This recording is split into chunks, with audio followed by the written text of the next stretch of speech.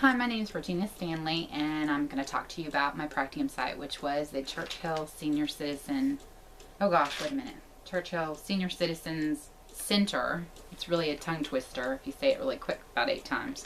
Anyways, I'm going to talk about all the, demographic stuff first, and then I'll start talking about personal experiences. Okay, this is the Churchill Senior Citizen Center. It is located in Churchill, Tennessee. It is for members 55 and older. It opened in October of 2009. This is our director. Her name is Tammy Bentley. I'm going to show you a little bit of the building. Okay, this is the main entrance when you first come in. This is the kitchen where I spent a lot of time because I helped cook and prep meals and special events and stuff like that. So I spent a lot of time in the kitchen. This is the billiard room, which most of the men are in most of the time. Of course, one of our best players was a woman named Bunny. She was the best pool player and could beat anybody. I did play pool sometimes, but honestly, I only did it a few times because I hadn't played for about 20-something years, and the men beat me. So I was too embarrassed to go back in. This is the second place I spent most of my time, which is the game room. And puzzles and cards were really big there, and so they taught me to play about 7 different card games. It's almost like gambling there, and they're very competitive. So I spent a lot of time in the card room. It also has an exercise room, which it has an exercise room. It has a music room. This is the event hall. This is like where we did bingo and we ate lunch. They have lunch every day. Also on Thursdays, every other Thursday, they have homemade breakfast. Of course, I never got to do that because I always had school, so I really missed out on having a homemade breakfast. There's an exercise room, there's a dance room, a music room. Actually, they also had in the music room, they did chorus, and they would go to nursing homes and sing for them I think it was every Monday. They'd go and do that. And then in the music room, I was going to show you of course they had exercise class, and they have a computer room where they teach like Excel and all kinds of things to the seniors. This is actually a dulcimer, an Appalachian dulcimer, and this is one of the classes that they gave. And this is an instrument that showed up in the Appalachians, and it showed up in the the early 1900s. 19th century among the Scottish and Irish immigrants, and it's one that you lay down on your lap. You lay it across your lap. You use both your hands. One is to pluck the strings, and one is to hold down the strings like you would a guitar, but it's on your lap. And actually, I saw when they were learning how to play this, they didn't learn by musical instruments, like they didn't use musical symbols. They actually played by numbers, because it only has 3 strings. It usually has 3 or 4 strings, but these only have 3. And so it show you on the music what string you had to deal with. So it was an interesting way of learning how to play music. It's one of the easier instruments to learn how to play. Then I was going to show you, they have an entire garden. This is their garden, and it is about, I'd say, a block away from the actual center. And oh my gosh, it is huge. These are some of the people. I was going to show you what it looks like from the street. See how big it is. I mean, this is a huge garden. This is the sign that you saw on the first one, and this is the entire garden. And like, if you keep it on this road, you'll hit the center. But it's actually a really great garden because it has, they have classes there. They teach, young people like Boy Scouts and stuff to come and how to learn how to do gardening and stuff. The garden, not only during, when it's in season, does it provide fresh fruits and vegetables for the center that we used to, I helped cut up and serve for lunch. But it also donated, last year, it donated 2,700 pounds of fresh vegetables and fruits to the food pantry here in Churchill. And then they do give food to communities and the center. And so it's really great. And then they have all kinds of, this is some of the fruit, and it's awesome fruit. And they have flowers there. And then of course they go and they do this every morning. I was able to go one morning and help them, harvest and stuff. But that's when they laid all the beds.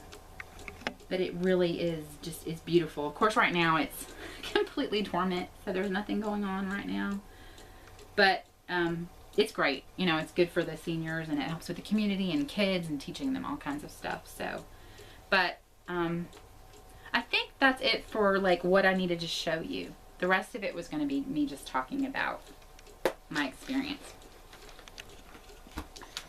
So I think I've covered all of the stuff I needed to.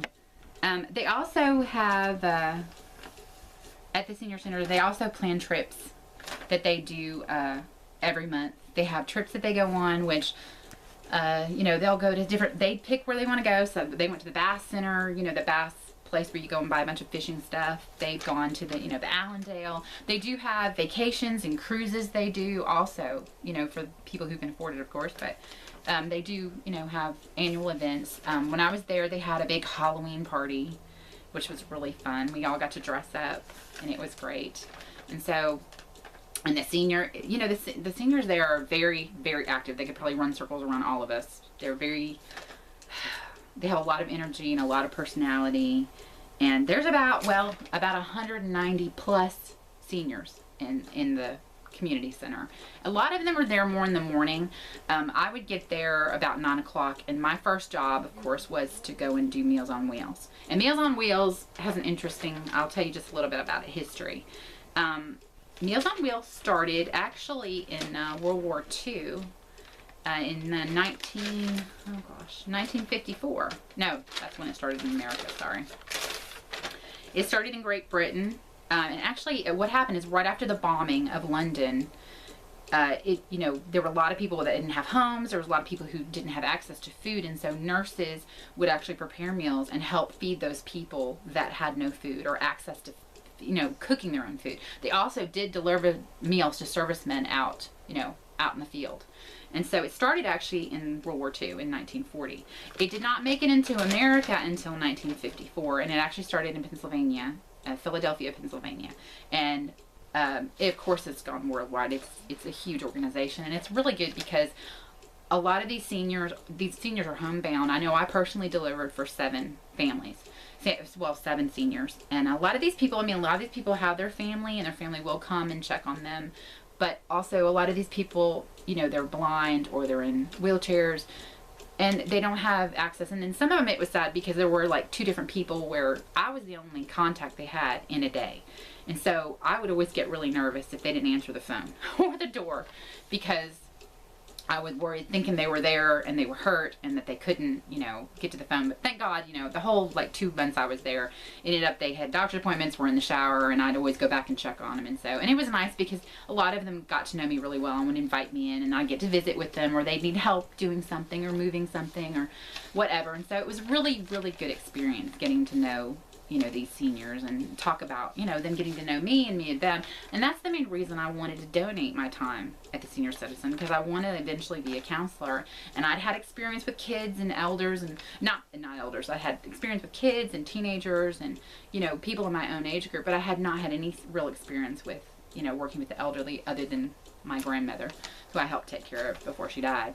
And so I wanted to, you know, get to know what it was like to work with them. And it was a really interesting experience. It was almost like when you went to the senior center, you were going to school, because they would date each other and fight and gossip and have, they were very competitive with each other. But then they would play around and play practical jokes with each other. And it was like, it was funny. It was like watching, you know, it was like being at school. And everybody was so nice to me. Tammy told me at first, you know, they'd probably not know me. They'd be a little bit nervous because they didn't know me that well. But once they got to know me, they were really open to me. And we'd have, you know, every lunch, when we'd have lunch, I'd try to go and have lunch at a different table. And whatever the topic for the day was, whether it was gay marriage or transvestite, I mean, you wouldn't believe all the stuff we talked about. And so it was interesting, you know, to have them, you know, open up about, you know, their personal period. And believe it or not, I mean, even though, you know, a lot of them for religious reasons didn't believe in certain things, they still were open to it and thought that everybody had a right to do or feel however they wanted. It just wasn't their personal preference. And there was an opportunity I had with one German lady who we'd actually sat by ourselves that day because everybody else wasn't there.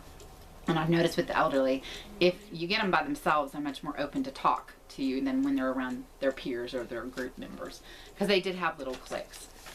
But anyway, she was she was German, and during the time when she was growing up and she was a child, Germany actually owned parts of Czechoslovakia.